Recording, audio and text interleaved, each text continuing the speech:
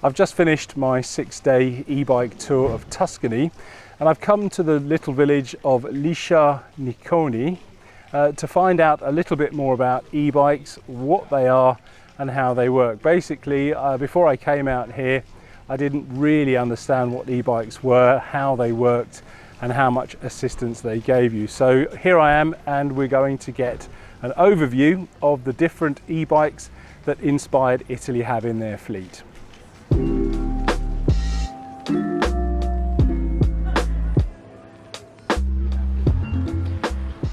As you can see over my right shoulder, there are several bikes, and they are all e-bikes. Slightly different, they are all pedal assist, and what that means is you have to be pedaling to get any assistance from the various motors that they have on them. You cannot just twist or push a button and get any assistance. You always have to be pedaling. Starting with what we've been riding for a week, we have the Lapierre Easeless, and that uses the Fazua drivetrain system.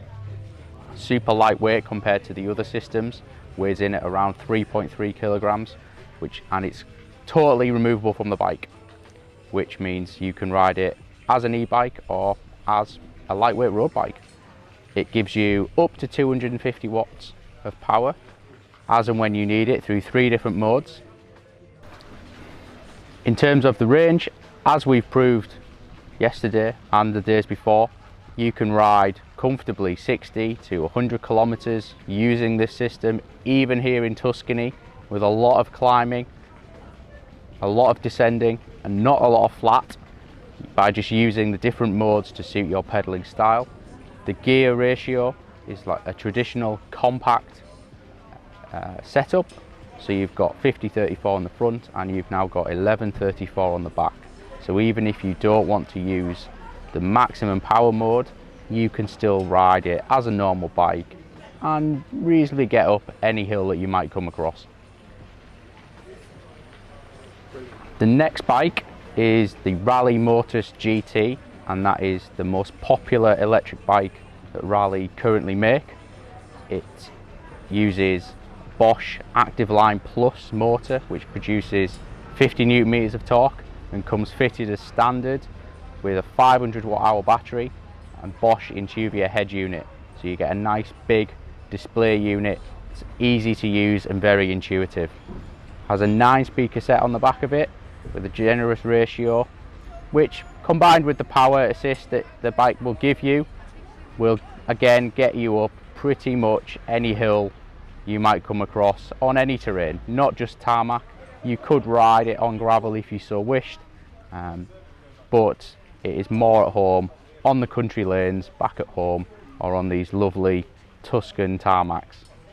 Range wise, you could probably get anywhere from 50 to 100 miles from battery using the modes that it's got on it. The more you ride these bikes, the less you realise you actually need to use turbo, and the eco is normally good enough for most people's riding. The next bike is a Highbike Cross 3. This is a hybrid bike. Again, it is at home on the country roads or any lanes, but also here in Italy on the Strada Bianchi or any other gravel roads you might come across.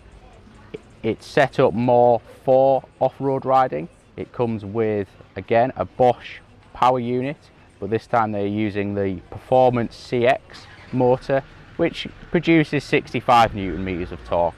So you have a little bit more power at your disposal there from the motor, again for that off-road riding. Still using a 500 watt-hour battery, which again will give you 50 to 100 miles of range going on-road and off-road using the variety of power modes that you have. It uses the Purion screen as opposed to the Umbria, as it's just a little bit smaller and neater for off-road riding. Here at Inspired Italy, they also have 2 24-inch wheel kids bikes. They again use the Bosch system, using a 300 watt-hour battery and an active line motor. Will give any person enough power to get up any of the hills, even children or smaller adults. Worth noting, here in Italy you can ride these bikes at any age, whereas in the UK you have to be at least 14 years old to ride an e-bike. All this week I've been riding the Lapierre road bike, but today I thought I'd try something different. I'm going to take the Raleigh Motus GT. We've booked a little restaurant about 4 kilometers away and we're going to ride down there on these e-bikes. As you can see, I'm in civvies, I'm wearing flats, so it should be fun.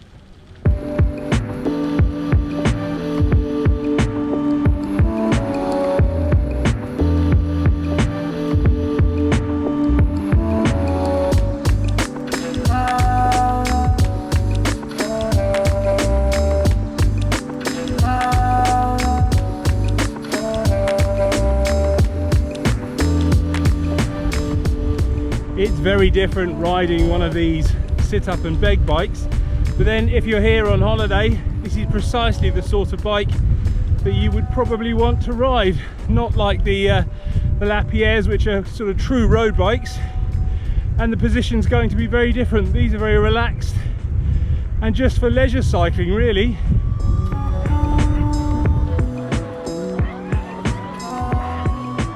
E-bikes are obviously increasingly popular, but equally I think there's still a huge amount of mystery around what an e-bike really is. Fundamentally, from our point of view, we look at it like this. There is the hub drive system and there is the crank drive system. They're both what they call pedal assist, but the hub drive system is what they call a pedelec.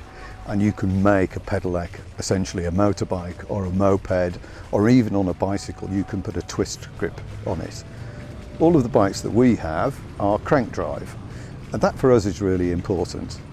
What that essentially means is that immediately that you stop pedaling, there is no power. So this is a bicycle. There is no motor element to it. There's no moped element to it. There's no motorcycle element to it. It is a pure bicycle where essentially the motor is giving you stronger legs to cycle and to conquer the hills that you've experienced this week in Tuscany and in Umbria.